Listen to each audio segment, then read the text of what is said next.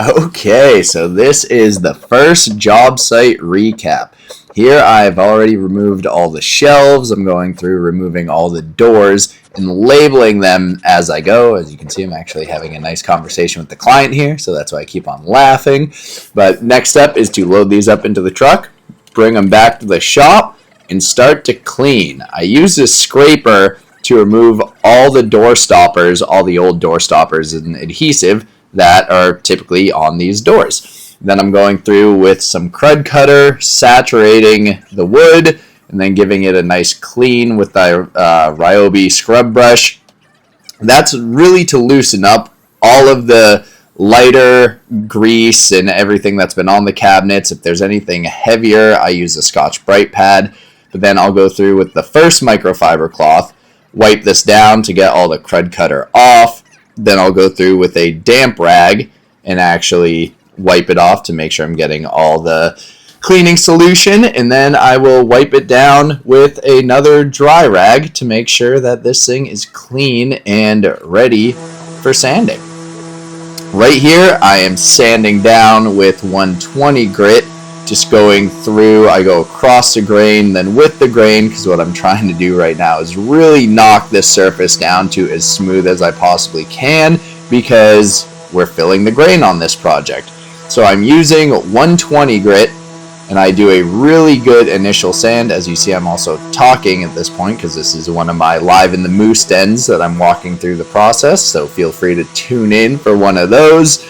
I am using the Festool ECT150, which is the 6-inch orbital sander, because this is a larger flat surface, so I really wanted to just sand it as easily as possible. Then I'll go through and hand sand all the contours, go around all the edges, round those off just slightly, because if you have sharp 90-degree corners on anything you're painting, that is a really weak point. So what I do is I just round it off a little bit. And then I'll go through and vacuum. I also wipe down with a damp microfiber cloth, which I don't show in this. After I blow off with compressed air, I usually do that right before primer coat. And here we're applying the Centurion 1111 high build primer as a 2K. Just showing you a random clip of filling up the mixing bucket. Then adding the hardener. Or I should say, if you're shooting this as a 2K, you want to add 5% of the amount of product you're using. You add 5% hardener to, and that will give you a 4 to 5 hour pot life, which gives you plenty of time to work through all the materials. Those last couple clips were just, I don't think they were added up, because the hardener, I definitely used more, so I think I grabbed 2 different clips. And here, I'm actually just applying first coat primer. As you see, I'll go through and apply a first nice light coat.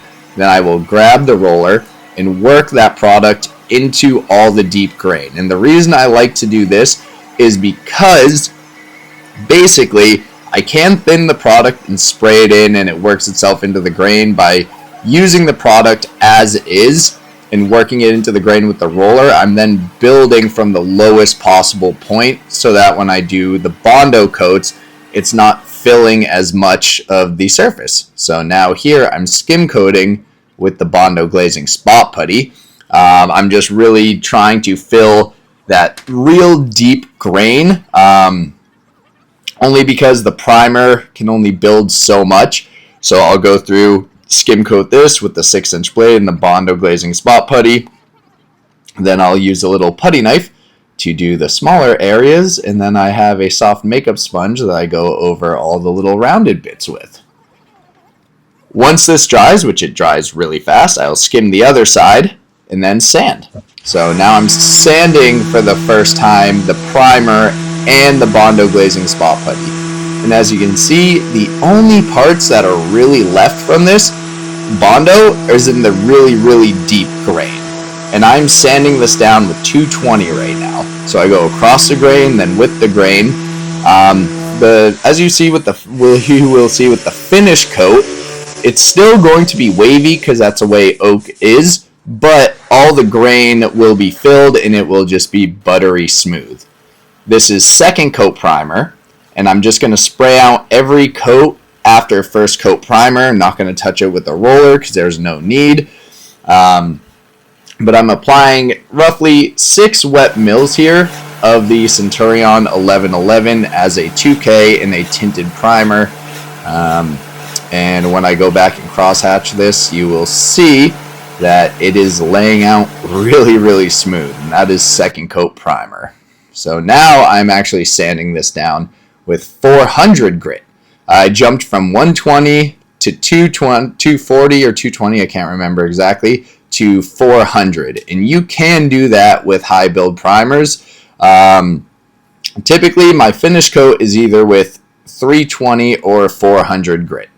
So, as you notice, my sanding is always the same. I go across the grain, then with the grain, then I'll use my little 3x4 sander for some of the tight areas, then I'll go around with the foam pad around the corners a little bit, vacuum, wipe down with a damp microfiber cloth, and we are ready for finish coat. So this is what the primer looks like right before I spray finish coat here. This is the Centurion 2800 with 15% hardener, and I'm laying it down with the Graco 595 Finishpro, and now I'm just spraying the other side, making sure there's no dust or debris on this, even though I just blew it off with compressed air. And I will go through and lay this coating on, and by the end of this, it just looks beautiful. And that really is my process for filling oak grain on doors and giving a nice, beautiful finish for the client. So after I pull this off, nice and smooth, I'll set it to dry, and this is the finished product. Obviously, these are very old oak doors, so the finish is beautiful, but these doors do have character, even after all the skimming and stuff. It's wavy, but that is buttery smooth to the touch.